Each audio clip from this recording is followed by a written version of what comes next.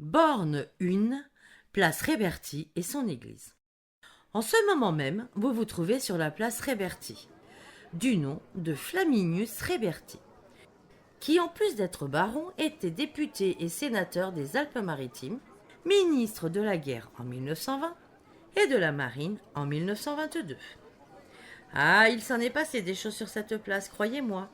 On a dansé, chanté, festoyé, mangé. Et vous savez pourquoi?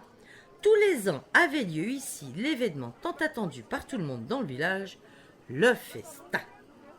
Autrefois, la fête patronale avait lieu chaque premier dimanche du mois d'octobre, anniversaire de Notre-Dame du Rosaire. Cela coïncidait aussi avec les pluies de la Saint-Michel. Nous étions obligés souvent de repousser la fête au dimanche suivant. Maintenant, nous fêtons la Saint-Benoît, en juillet, et nous avons souvent beau temps avec la chaleur estivale. Retournons-nous un peu. Non, par ici. Oui, voilà. Et admirez notre belle église. Eh oui, vous allez me dire comme dans tous les villages. Et vous avez raison. Tous les villages ont raison. C'est une richesse du patrimoine inépuisable de bourg en lieu-dit. Nous trouvons des églises partout, certes, mais nous en possédons à ce jour 2. Et ce n'est pas commun pour un si petit village de moins de 1000 âmes. Bien, commençons par celle-ci si vous le voulez bien. Vous vous trouvez devant l'église construite sur la chapelle des Pénitents Blancs. Cette bâtisse religieuse était ce qui constitue aujourd'hui le cœur de l'église. Elle fut en outre agrandie avec 2 autres nefs et fut inaugurée le 5 mai 1868 et eut comme marraine la comtesse Roux et comme parrain Pietro Sole. Le nouvel édifice mesure 15 mètres de long sur 15 mètres de large avec une hauteur de 30 mètres, renfermant l'horloge communale et dans son clocher, ses 3 cloches.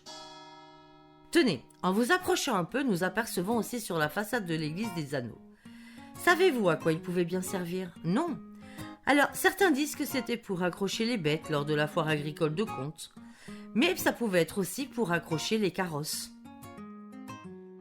En levant la tête légèrement, nous trouvons encore un cadran solaire datant de 1873, dont nous pouvons lire la devise « Méditez, ô passants, sur la brièveté du temps ». Tout est dit ou presque. Continuons notre balade et avançons encore un petit peu jusqu'au monument au bord. Le 2 août 1914, la France entre en guerre contre l'Allemagne. 64 de nos Bindogenois partent, appelés sous les drapeaux.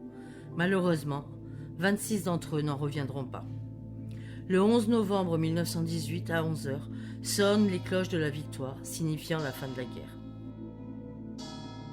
Est inscrit sur ce monument les personnes disparues durant la guerre 14-18, 39-45, 1870-1871. Pour cette dernière, 3 nouveaux noms ont été rajoutés grâce au travail de nos historiens locaux.